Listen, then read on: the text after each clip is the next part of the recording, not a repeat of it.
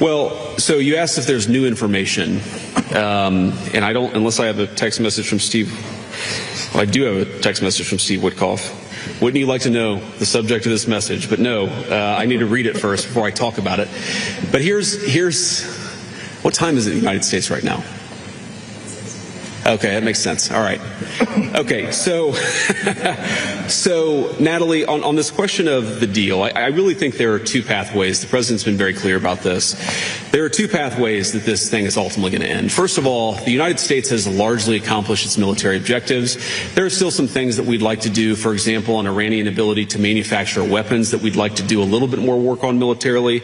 But fundamentally, the military objectives of the United States have been completed. So that means, as the president has said, very shortly this war is going to conclude.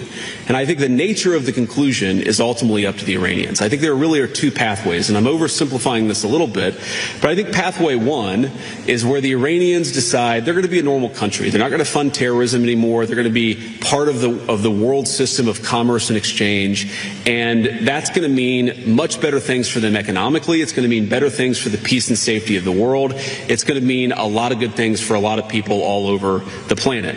That's option A. Okay. Option B is if the Iranians don't come to the table and they stay committed to terrorism, to terrorizing their neighbors, not just Israel, but of course their Arab neighbors too, then the economic situation in Iran is going to continue to be very, very bad, and frankly, it will probably get worse. And so what the president has asked his entire team to do, particularly Steve Witkoff and Jared Kushner, is to figure out what are the contours of a potential deal. What are they willing to do? Because militarily, it frankly doesn't matter one way or the other to us. It's fundamentally a question of what does this look like afterwards, and that has been what the negotiations have been focused on.